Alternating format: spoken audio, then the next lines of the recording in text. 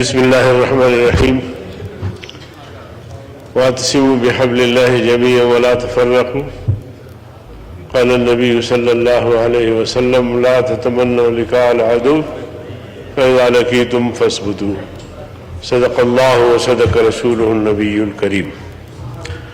جناب اسپیکر، سب سے پہلے تو میں افواج پاکستان کے سپاہی سے لے کر جنرل تک سب کو خراج تحسین پیش کرتا ہوں کہ انہوں نے بڑی جرأت اور بہادری کے ساتھ اور بڑی حکمت عملی کے ساتھ دشمن کو دندان شکن جواب دیا۔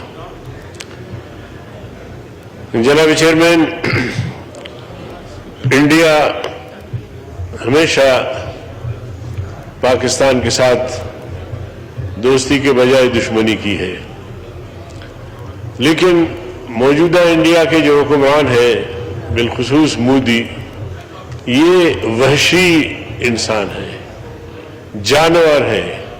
اس کو انسان کہنا بھی میں سمجھتا ہوں انسانیت کی توہین ہے۔ یہ قاتل ہے۔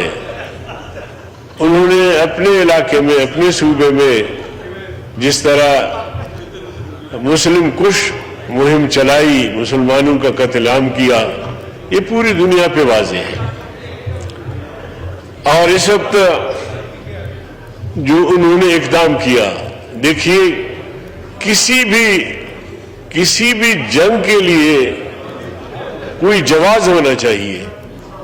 اگر کام کا واقعہ ہوا تو اس کے لیے پاکستان نے ثبوت مانگا کہ آپ ثبوت پیش کریں، پھر دنیا کو انوالو کیا کہ آپ دیگر ممالک سے، دنیا سے آپ سروے کروائیں، تحقیقات کروائیں۔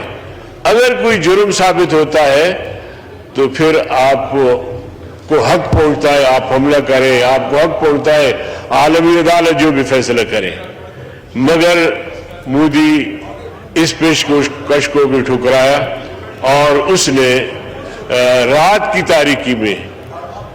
کی تاریکی میں جیسے ڈاکو ہوتے ہیں، چور ہوتے ہیں، شب خون مارتے ہیں، اس طرح انہوں نے شب خون مارا ہے۔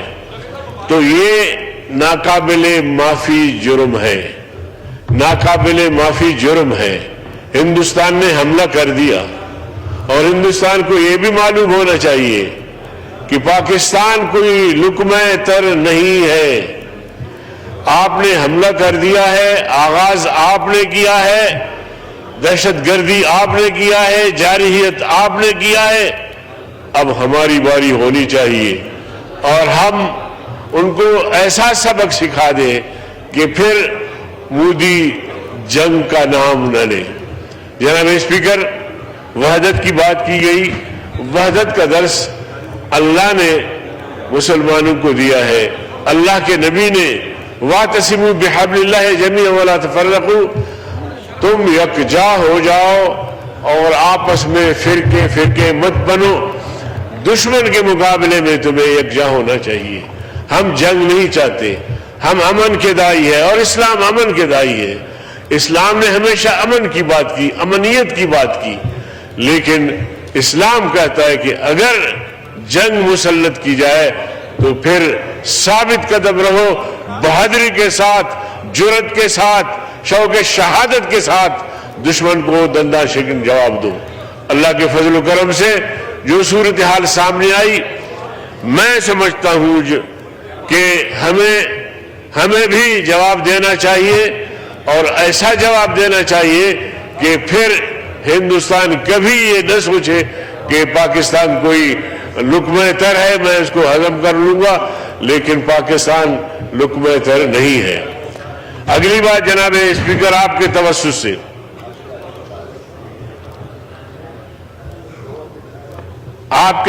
سے ہم نے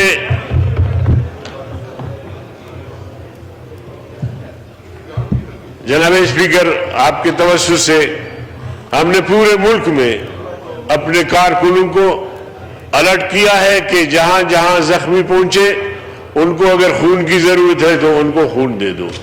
لیکن اگلی بات جو میں یہ کہنا چاہتا ہوں کہ ہمارے پاس ہزاروں سالار ہیں، رضاکار ہیں، ہزاروں کی تعداد میں، اور قائد جمعیت نے کہا ہے کہ ہمارے پاس اسلحہ نہیں ہے، نہ اسلحہ کی ٹریننگ ہے، لیکن ہم اپنے جوانوں کے جان بچانے کے لیے جال تو بن سکتے ہیں.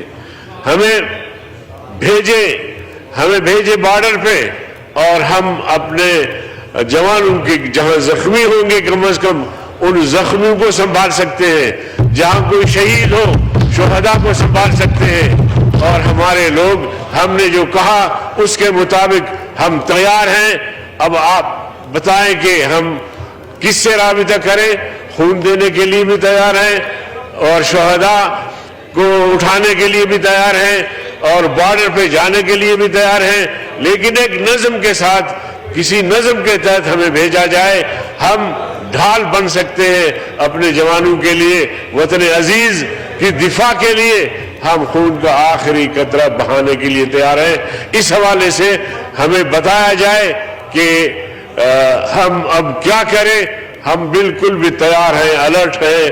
پورے ملک میں ہم نے اپنے کارکنوں کو کہا ہے کہ جب وہ انڈیا اور پاکستان کی لڑائی ہوگی تو ہم انشاءاللہ صف اول میں ہوں گے. لیکن نظم چونکہ عسکری قیادت کے ہاتھ میں ہے، وہ ہمیں بتائیں کہ سویلین یا سیاسی جماعتیں یا جو ملک کے لیے جان دینا چاہتے ہیں، لڑنا چاہتے ہیں، وہ ان کی خدمات کس طرح حاصل کی جائے. میں آپ کا شکریہ ادا کرتا ہوں، اور پھر کہنا چاہتا ہوں کہ ہندوستان کو زوردار جواب ہونا چاہیے، اور اس کے لیے ہر پاکستانی تیار ہے.